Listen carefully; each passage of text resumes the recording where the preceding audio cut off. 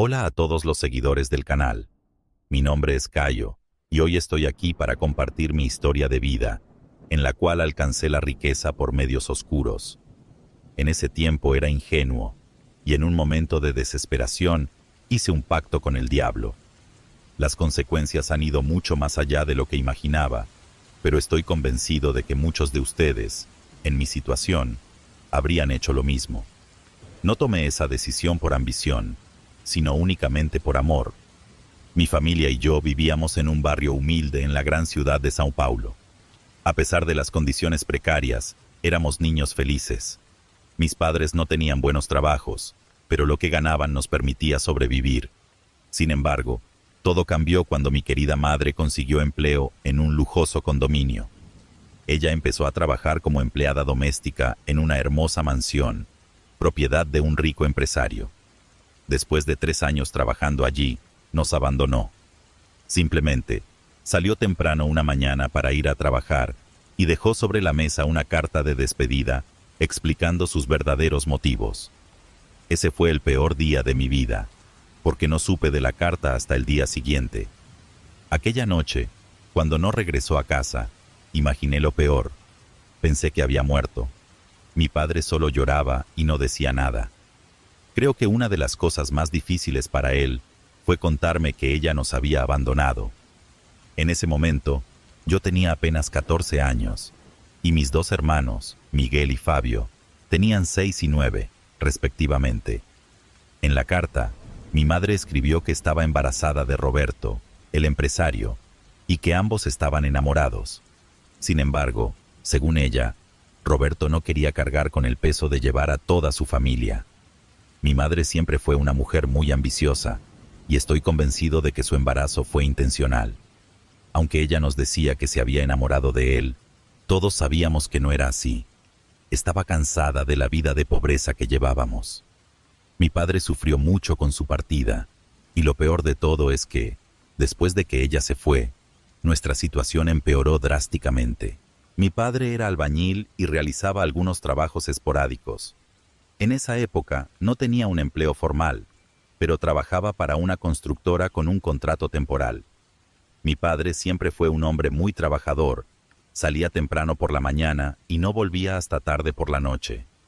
A pesar de su esfuerzo, el dinero que ganaba no era suficiente para cubrir el alquiler, por lo que nos vimos obligados a mudarnos al interior, a la casa de mi abuelo, que también era muy pobre, pero al menos tenía una vivienda propia. Fue una experiencia terrible, porque tuvimos que dejar todo atrás y llevar solo lo esencial en nuestras mochilas. Mi abuelo no era un hombre bondadoso, era una persona ruda y grosera, y solo nos aceptó porque mi padre tuvo el valor de decirle que nadie nos sacaría de allí. A medida que crecí, me dediqué más a los estudios, con el objetivo de encontrar un trabajo que me permitiera ayudar en casa y ofrecer una vida mejor a mis hermanos, especialmente a Miguel, quien desde los 3 años enfrentaba serios problemas respiratorios.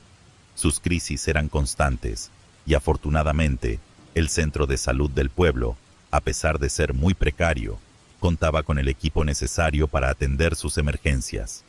Cada vez que veía a mi hermanito en esa situación, mi odio hacia mi madre crecía.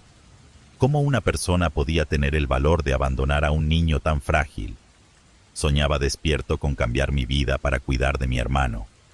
Cuando terminé la secundaria, presenté el examen de ingreso para 2 universidades en la Gran São Paulo. Había estudiado mucho para aprobar, pero, lamentablemente, mi nombre no apareció en la lista de admitidos. Me sentí muy decepcionado, porque tenía muchas esperanzas de que, al graduarme, podría hacer concursos públicos y tener una vida estable. A pesar de mi frustración, traté de no desanimarme y seguí estudiando con la esperanza de que al año siguiente lograría entrar. Distribuí varios currículums, pero lo único que conseguí en esa pequeña ciudad fue un trabajo de camarero en un restaurante. Trabajaba hasta tarde, especialmente los fines de semana, cuando el restaurante ofrecía música en vivo y se llenaba de clientes. Al menos recibía buenas propinas. Los días eran difíciles, y la situación empeoró cuando el pie de mi padre se infectó. Había postergado la visita al médico porque el hospital más cercano estaba en otra ciudad. Sin embargo, después de un mes, se dio cuenta de que era imposible seguir así y decidió cuidar su salud. No pasó mucho tiempo antes de que perdiera su trabajo como portero, ya que necesitaba tiempo para recuperarse. Después de varios exámenes, el médico descubrió que tenía diabetes. El doctor le dijo que si hubiera esperado más, habría necesitado amputar el pie, y le recomendó reposo absoluto y una estricta dieta. Nos desesperamos. Yo ganaba apenas un poco más del salario mínimo trabajando en el restaurante, y esa cantidad no era suficiente para cubrir los alimentos, los medicamentos y las facturas. Afortunadamente, mi padre decidió seguir al pie de la letra las indicaciones del médico, y en unas 3 semanas, su pie mejoró notablemente. A pesar de la mejora, no veía la hora de irme de ese lugar sin futuro. En el pueblo donde vivíamos, los servicios de salud eran muy precarios. No había hospital público, solo un pequeño puesto de salud. Así que comencé a hacer turnos extras por la madrugada, llegando a casa alrededor de las 5 de la mañana, y a la 1 de la tarde ya tenía que estar de vuelta en el trabajo. Debo admitir que esos meses fueron terribles. Hacía trabajos esporádicos aquí y allá, y así lográbamos poner algo de comida en casa. Mis hermanitos eran muy conscientes de nuestra situación, y ya ni siquiera pedían más juguetes, sabiendo que no teníamos dinero extra para comprarlos. El día del examen de ingreso a la universidad estaba muy cerca, faltaban solo 2 semanas, y tenía mucha esperanza de aprobar esta vez. Aquel fin de semana, el restaurante estaba muy lleno, y las propinas fueron excelentes, lo que me hizo sentir muy feliz. Al finalizar mi turno el domingo, el señor Joao, dueño del restaurante, se acercó a mí y me dijo que durante esa semana no necesitaría trabajar, aconsejándome que me enfocara solo en mis estudios. Además, me aseguró que no descontaría esos días de mi salario, ya que conocía las dificultades que estaba atravesando mi familia. Me sentí muy agradecido y emocionado. Mi turno terminaba todos los días a las 9 de la noche, pero como necesitaba más dinero para ayudar en casa, solía hacer turnos extra, y los domingos generalmente salía a las 2 de la madrugada. En el camino de regreso a casa, que recorría todos los días en mi bicicleta, vi a un hombre sentado en una esquina, a unos 50 metros de distancia. No voy a mentir, me asusté bastante. La calle estaba completamente desierta, no se oía absolutamente nada, ni siquiera el viento soplaba. Dudé en seguir adelante, pero esa era la única ruta para llegar a casa. No podía regresar al restaurante a esperar a que amaneciera, ya que los domingos la música en vivo terminaba temprano y el señor Joao cerraba el lugar. Mi única opción era seguir adelante. Pedaleé tan rápido como pude, y al acercarme más al hombre, éste se levantó y se quedó de pie en medio de la calle. Nunca en mi vida había visto a un hombre tan alto. «Buenas noches, amigo», dijo con una voz profunda pero suave. «Veo que tienes problemas. Estoy aquí para ofrecerte una solución».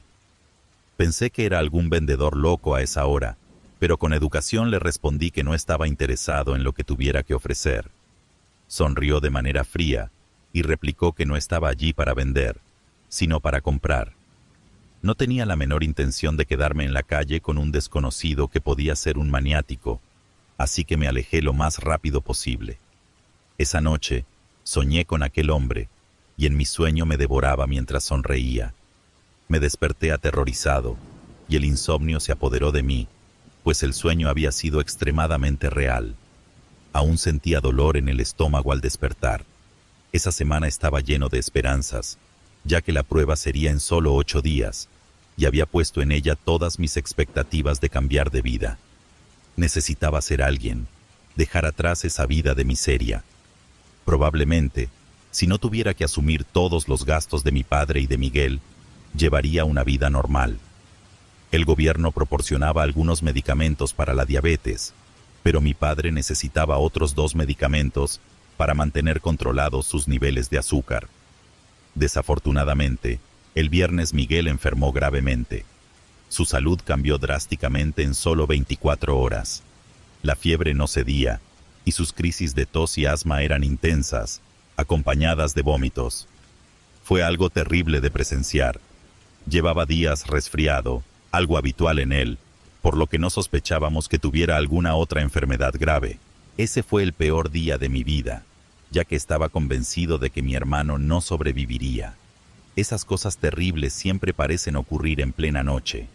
Lloraba sin saber qué hacer y salí corriendo, gritando por ayuda y despertando a todos en la calle. No sé por qué, pero en los pueblos pequeños la gente suele ser más humilde. En medio de mi desesperación, rápidamente aparecieron varias personas dispuestas a ayudarnos y nos llevaron al hospital, que estaba a unos 55 kilómetros de distancia. Después de que atendieron a Miguel, los médicos dijeron que tenía neumonía y necesitaría ser internado hasta que lograran estabilizarlo. Sin embargo, de antemano me advirtieron que su estado parecía bastante grave y nos aconsejaron regresar a casa, ya que probablemente estaría en la unidad de cuidados intensivos entre 5 y 7 días. En ese tiempo no podríamos visitarlo, pues podríamos contagiarlo con otras bacterias. Si mejoraba después de ese periodo, lo trasladarían a una sala común. El médico, cuyo nombre era Daniel, fue muy amable y nos dio su número de teléfono personal para mantenernos informados. Regresamos a casa muy tristes. Además de sufrir por la situación de Miguel, me di cuenta de que mis planes de hacer el examen de ingreso a la universidad se desmoronaban. No podía arriesgarme a ir a São Paulo a hacer la prueba, sabiendo que mi hermano estaba tan mal.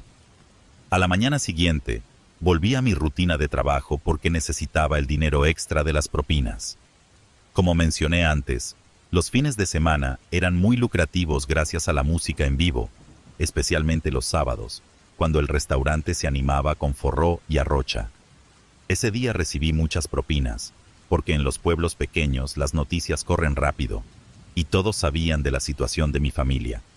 Sin excepción, todos me dieron una propina generosa. Llegué a casa alrededor de las 4 de la mañana y me quedé dormido al instante. Al despertar, cerca de las 10, llamé al doctor Daniel para saber cómo estaba Miguel. Lamentablemente, las noticias no eran buenas. Me explicó que la situación de mi hermano era muy grave, ya que habíamos tardado demasiado en llevarlo al hospital, lo que había permitido que la infección se extendiera. Él estaba presentando un cuadro de insuficiencia pulmonar. Por el tono de su voz, comencé a sospechar que nos estaba culpando por lo sucedido, y por unos segundos lo odié. Pero por supuesto, escuché todo en silencio. Miguel había tenido problemas respiratorios desde que tenía 3 años, y siempre estaba resfriado, pero nunca le faltaban sus medicinas. Jamás imaginé que aquello no fuera un simple resfriado. Las palabras del doctor Daniel me rompieron el corazón. Me sentía culpable.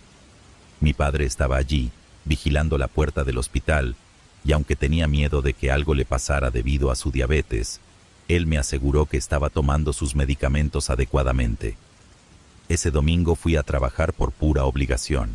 No tenía fuerzas, ni físicas ni mentales, para hacerlo. Mi corazón estaba hecho pedazos.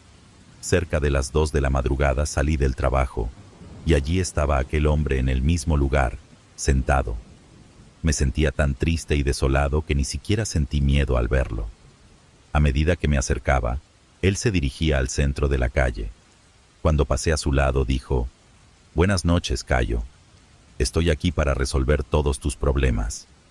Ni siquiera lo dejé terminar la frase, y con rudeza le respondí que tenía cosas más importantes que hacer que escuchar tonterías. Sabía mi nombre, pero eso no me llamó la atención, ya que todos en la ciudad me conocían. Antes de que pudiera continuar mi camino, él tomó ligeramente mi brazo, y con un tono firme, me dijo que si se marchaba, no tendría otra oportunidad para cambiar mi destino. Le pedí amablemente que me soltara. Crucé los brazos y le pregunté qué quería de mí. Primero, se presentó diciendo que podía llamarlo señor Bartolomeu. Mientras lo miraba fríamente, comenzó a hablar sobre una propuesta irrecusable que no repetiría 2 veces, por lo que debía prestar atención a todo lo que tenía que decir. Me aseguró que podía salvar la vida de mi hermano, además de convertirme en un hombre exitoso. No volvería a tener problemas de dinero y podría darle una buena vida a mi familia. Tanto mi padre como mi hermano recibirían los tratamientos médicos necesarios. En ese momento, Tuve la certeza de que estaba frente a un loco que se había escapado de algún manicomio, pero decidí quedarme en silencio para ver hasta dónde llegaba con su conversación. Además, sabía que no me escucharía de todos modos. Después de enumerar los beneficios que obtendría si aceptaba su oferta, le dije que Dios podía cambiar mi destino y que él no era más que un ser humano sin juicio. Sonrió de manera maliciosa y con una mirada penetrante, me aseguró que podía darme todo aquello porque él servía a los dioses. Para esa época, yo no tenía ninguna relación espiritual, ya que mi fe en Dios estaba bastante debilitada. Me preguntaba cómo una familia podía pasar por tantos problemas. Primero nos había abandonado nuestra madre, a quien tanto amábamos. Luego mi padre enfermó, y ahora mi hermano estaba al borde de la muerte. Fui sincero, y le dije que no quería escuchar más, aconsejándole que buscara ayuda médica. Él esbozó una leve sonrisa, y con seriedad, me dijo que el loco sería yo si rechazaba lo que tenía para ofrecerme. Parecía tener unos 55 años, y con ese traje elegante y un reloj costoso, en realidad no parecía un loco, al contrario, tenía la expresión de alguien muy lúcido. Educadamente, lo despedí, ya que la conversación hasta ese momento carecía de sentido. Me senté en mi bicicleta, y justo cuando estaba por irme, me agarró del brazo y me dijo que podía salvar la vida de Miguel si aceptaba hacer un trato con él. Como prueba de ello, me aseguró que enviaría un cuervo esa misma noche a mi ventana. No sé si fue su toque o aquella mirada siniestra, pero una sensación de miedo inexplicable se apoderó de mí en ese momento. Retrocedí y empujé su brazo. Me dijo que si aceptaba su propuesta, debería encontrarlo a la misma hora el próximo domingo. Me despedí, y unos 10 segundos después, miré hacia atrás, pero el hombre ya no estaba allí. Había desaparecido como por arte de magia. Me quedé sorprendido y volví a buscarlo, ya que nadie desaparece tan rápido, incluso estando frente a una esquina. Me quedé parado en esa esquina tratando de encontrar una explicación lógica, pero no llegué a ninguna conclusión. Decidí irme de allí, ya que la situación me parecía bastante siniestra. Llegué a casa y me dejé caer en la cama, sin fuerzas siquiera para ducharme. Intenté dejar de pensar en el señor Bartolomeu, no por miedo, ya que hasta entonces no había razón para temer, sino porque mi mente estaba enfocada en el bienestar de Miguel. Solo pensaba en verlo sonreír de nuevo. Alrededor de las 4 de la mañana, me desperté sobresaltado por un fuerte ruido. Asustado, corrí a encender las luces, pero para mi alivio, no había nada dentro de mi habitación.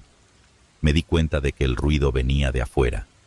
Me acerqué a la ventana para ver qué estaba pasando, y en cuanto la abrí, un enorme pájaro negro invadió mi cuarto y comenzó a golpear las paredes, graznando desesperadamente. No sé cómo no me dio un infarto en ese momento, ya que el susto que me llevé fue indescriptible. Mis piernas se paralizaron de tanto miedo. Mi abuelo entró corriendo en la habitación, tratando de entender lo que estaba sucediendo, y sin saber nada, comenzó a gritar, diciendo que yo había cometido un error al traer un cuervo a la casa. Al ver mi expresión, rápidamente se dio cuenta de que no había sido yo quien lo trajo, y salió a buscarme agua con azúcar para calmarme. Hasta ese momento no me había dado cuenta de que aquel animal era un cuervo. Mi abuelo corrió y regresó con una escoba en la mano, y fue así como logró sacar a esa cosa de la habitación. Yo seguí allí, paralizado, en estado de shock, tanto por el susto como por el miedo, porque en ese preciso instante recordé que ese era el señal que el señor Bartolomeu había dicho que recibiría. ¿Cuál era la probabilidad de que un cuervo invadiera una casa en medio de la noche de esa manera, justo después de mi encuentro con ese extraño? Este pensamiento no me dejaba en paz. Invadía mi mente cada segundo, mientras intentaba convencerme de que todo no era más que una simple coincidencia. Temblaba tanto que incluso recibí un gesto de cariño de mi abuelo. Además de traerme el agua con azúcar, me acompañó con calma hasta la sala. Aproximadamente 20 minutos después, amaneció, y nos sentamos en la veranda de la casa. Poco a poco, me fui calmando. Luego, me tumbé en la hamaca, y mi abuelo preparó un delicioso té para mí. Pronto fui vencido por el cansancio, y me quedé dormido. Tuve un sueño muy confuso y perturbador. En el sueño, un hermoso niño que parecía tener unos 5 años, jugaba felizmente con una cometa en un jardín frente a la casa de mi abuelo. Me miraba con ternura y decía: «Papá, mira cómo mi cometa vuela alto, papá, mira lo que sé hacer». Y yo me quedaba allí, acostado en la hamaca, observando cada paso que daba. En un momento dado, vi cómo el niño caía frente a mis ojos en un enorme agujero que se abrió en el suelo. Me acerqué rápidamente para ayudarlo, pero, lamentablemente, no podía ver el fondo de ese profundo y oscuro agujero. Solo podía escuchar su llanto, lo que me sumió en el pánico, pues estaba de manos atadas y no podía salvarlo. Después de un tiempo, el silencio reinó, y una sensación de desesperación se apoderó de mí, ya que estaba convencido de que el niño había fallecido. Sin embargo, después de unos segundos, un enorme ángel con alas negras surgió de ese agujero con el niño en brazos, sano y salvo. En cuanto sus pies tocaron el suelo, el niño corrió hacia mí y me abrazó. En ese momento, reconocí que ese niño era yo mismo cuando tenía esa edad. Aquel ángel o demonio, no lo sé con certeza, batió sus enormes alas y voló hasta desaparecer. En ese instante, desperté empapado en sudor, con la sensación de que aún podía escuchar el batir de las alas. Pasé todo el día pensando en el sueño, intentando encontrar respuestas. Pensé en las palabras del señor Bartolomeu, en el cuervo, en todo lo que había sucedido en las últimas 24 horas. Llamé al doctor Daniel, quien me informó que el cuerpo de Miguel aún no había respondido a los medicamentos y que había empeorado, por lo que lo habían puesto en coma inducido. Esas palabras me atravesaron como cuchillos, desgarrando mi ser. Tenía mucho miedo de no volver a ver a Miguel sonreír. Mi preocupación por mi hermano era tan grande que incluso olvidé lo sucedido con el cuervo. No podía cambiar la situación, así que me arreglé y fui a trabajar. Esa fue realmente la peor semana de mi vida. Me sentía aún peor cuando me vi obligado a trabajar al ritmo de la rocha, donde todos cantaban y bailaban felices. El domingo desperté pensando en el señor Bartolomeu, y las dudas comenzaron a atormentarme. ¿Y si aquel sonido era realmente un aviso para salvar la vida de Miguel? Decidí que lo confrontaría y averiguaría qué quería a cambio de todos esos favores. Tal vez solo fuera mi genio de la lámpara. A esas alturas, cualquier cosa valía la pena para salvar la vida de Miguel, o al menos intentarlo.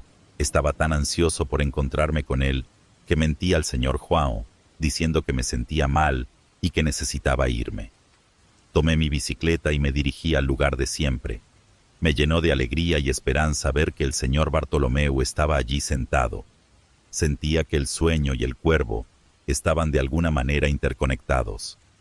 Vale la pena mencionar antes de nuestro encuentro que crecí sin religión. Para mis padres, Dios no era más que una invención de la iglesia para recaudar dinero. Yo pensaba de manera un poco diferente. Sabía que Dios existía, que era el creador del mundo, pero en cuanto a tener fe en Él, no voy a mentir, no la tenía. Su verdadera importancia y lo que significaba en la vida de un ser humano nunca me fue enseñado ni en casa ni en la escuela.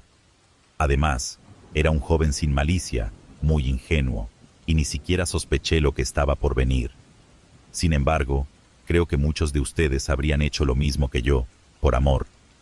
En cuanto me detuve a su lado, él sonrió y dijo que me comprendería mejor. Estaba lleno de esperanza, pues en ese momento creía que estaba ante un ángel que había venido a cuidarme. Aunque fuera un ángel del infierno, no descartaría la posibilidad de salvar la vida de Miguel. Le hice algunas preguntas sobre él, pero se negó a responder y me dijo que lo viera como mi billete de lotería. Durante nuestra conversación, en ningún momento me mostró el lado negativo, todo lo contrario. Me presentó una vida de éxito para mí y mi familia. A cambio, solo me pidió que le hiciera unos favores, que según él eran simples. Además, desde el momento en que aceptara, mi alma le pertenecería. Cuando escuché mi alma, pensé que eso sería lo más fácil de todo, ya que en mi ingenuidad creía que él querría mi alma solo después de mi muerte.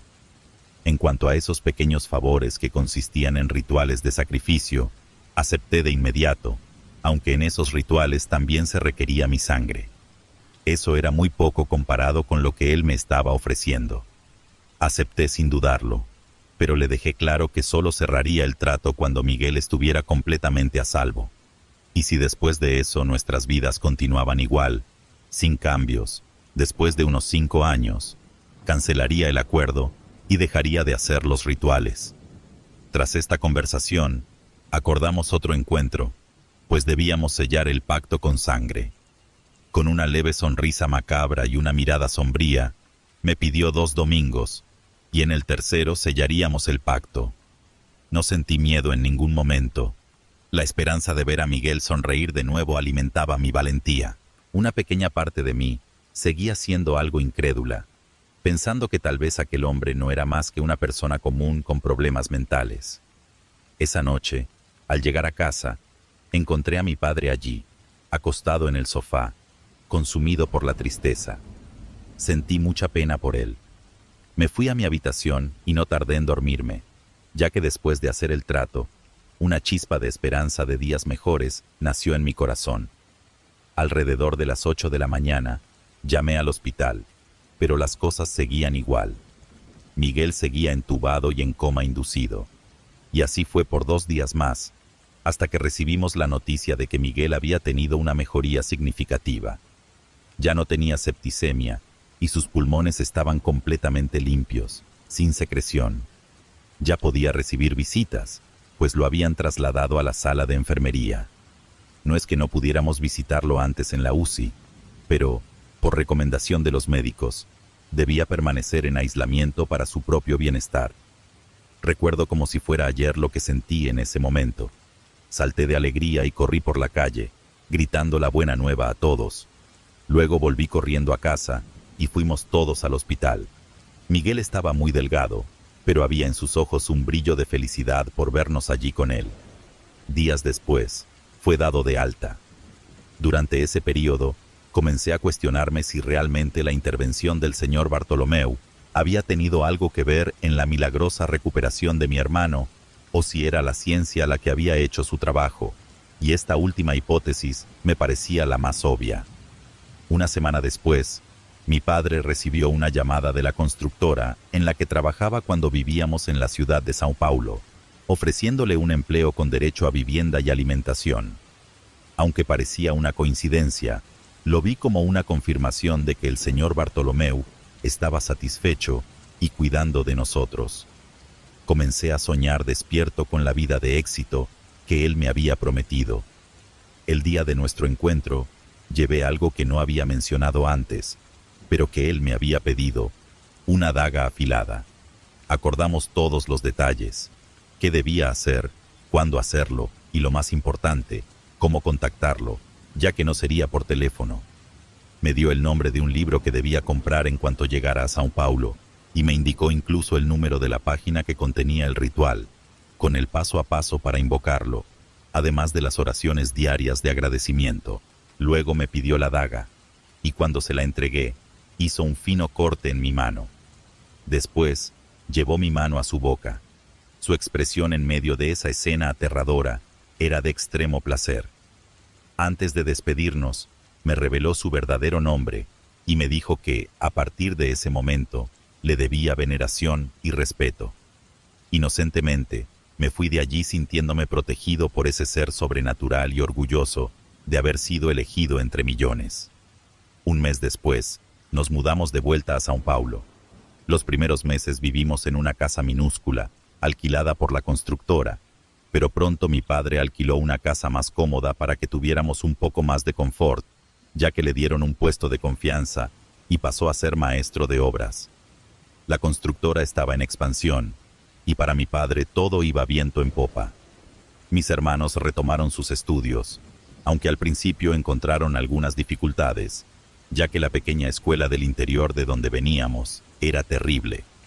Yo, por mi parte, entré en un curso intensivo, y a final de año hice el examen de ingreso a la universidad. Las cosas iban tan bien para mí que el jefe de mi padre, que tenía un buen corazón, se conmovió y compró todos los instrumentos quirúrgicos necesarios para que yo pudiera continuar mis estudios. No voy a describir mis años de estudio, ni los pocos rituales que tuve que realizar durante ese periodo. Poco después de graduarme, conseguí un empleo en una renombrada clínica. El salario que ganaba lo guardaba casi todo en el banco, ya que tenía la intención de abrir mi propia clínica. Solo retiraba el 30% para dar una mejor calidad de vida a mis hermanos, que ya no eran niños y querían estar a la altura de los jóvenes modernos. Les regalé videojuegos y teléfonos móviles. Continué mis estudios y me especialicé en periodoncia e implantología. No quería ser un simple dentista, y de esta manera construí una vida de éxito que me llevó 17 años a alcanzar la cima. El señor Bartolomeu puede haber facilitado el camino, pero mucho de mi esfuerzo y sudor se invirtió en este recorrido. Me mudé solo a un lujoso condominio y financié los estudios de mis hermanos para que ellos también tuvieran una vida estabilizada. Sin embargo, algo no estaba bien. Al tomar la decisión de vivir solo, me di cuenta de que necesitaba reflexionar sobre mi vida amorosa. Las pocas mujeres que habían pasado por mi vida hasta entonces, las había apartado rápidamente para no perder el enfoque en mis estudios, ni entorpecer mi ascenso. Comencé a salir por las noches para divertirme, y entre una fiesta y otra conocí a Livia. Ella es psicóloga, y en esa época tenía 24 años, mientras que yo ya tenía edad para ser su padre. Sin embargo, esa diferencia de edad no afectaba nuestra relación. Empezamos a salir y, en 2 meses, nos comprometimos. Aunque ella no tenía intención de casarse tan pronto, nos comprometimos solo para sellar nuestro compromiso. No obstante, después de 4 meses de compromiso, me dio la noticia de que estaba embarazada de una hermosa niña. Fue muy sincera y me confesó que había tardado en contármelo porque estaba decidiendo si seguir o no adelante con el embarazo. Yo estaba radiante de felicidad. Contraté a un decorador de interiores y le pedí que preparara una habitación para mi pequeña hija. Todo parecía ir muy bien, hasta que una noche encontré al señor Bartolomeu sentado en la terraza de mi casa. Al verme, aplaudió y me dijo: «Felicitaciones, muchacho, has llegado lejos». Sin embargo, percibí un tono amenazante en su sombría voz. Sentí un escalofrío y le pregunté qué estaba haciendo allí. No había envejecido en absoluto. Tenía la misma apariencia y vestía la misma ropa de siempre, un traje negro, y aún llevaba el mismo reloj. Fue muy directo y me dijo que había llegado la hora de pagar un precio más alto. Para la vida que yo estaba llevando, un simple ritual ya no era suficiente, y lo que me pediría sería una prueba de mi veneración y obediencia hacia él. Sentí mucho miedo en ese momento y comencé a sudar frío. Me senté y esperé a escuchar sus demandas.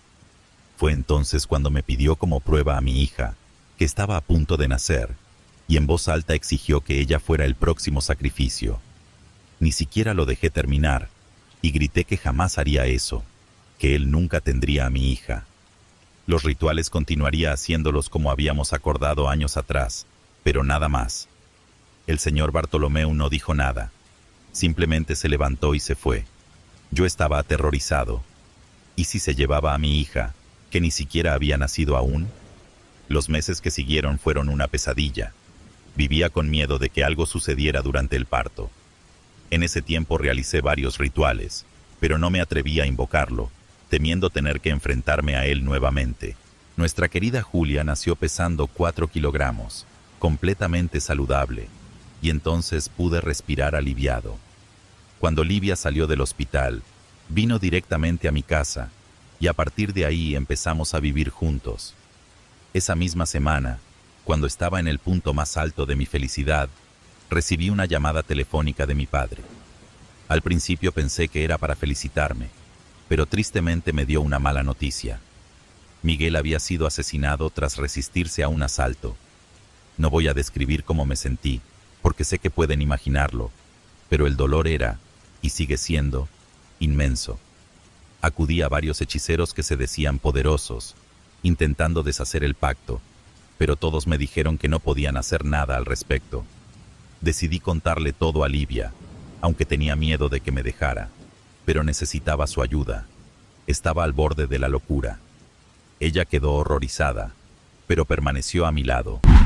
Hablamos con un sacerdote, quien nos recomendó a un sacerdote en Italia especializado en exorcismos y en liberar a las personas del demonio. Viajé solo. No quería que mi esposa y mi hija se involucraran en eso. El señor Bartolomeu no apareció durante los rituales de exorcismo y ni siquiera estoy seguro de si funcionaron. Desde aquel día en mi casa, no volví a ver al señor Bartolomeu, pero sé que sigue al acecho. Por precaución, decidí continuar con los rituales de sacrificio. Incluso Livia me anima a mantenerlos, aunque ahora asisto a la iglesia y rezo a Dios cada día para que mantenga al señor Bartolomeu lejos de nosotros. Hoy, Julia tiene 5 años, está bautizada y es una niña muy sana. Eso me alegra, pero no soy feliz. No puedo tener un día de paz, ya que vivo con la constante expectativa de que él regrese. Sé que fue él quien me quitó a Miguel. Ahora afronto la realidad del alto precio que estoy pagando. Arrepentido, intento advertir a otros sobre los peligros de este oscuro camino. Me costó mi alma y la vida de mi hermano, pero espero que pueda salvar a otros del mismo destino. Agradezco a todos por escuchar mi historia.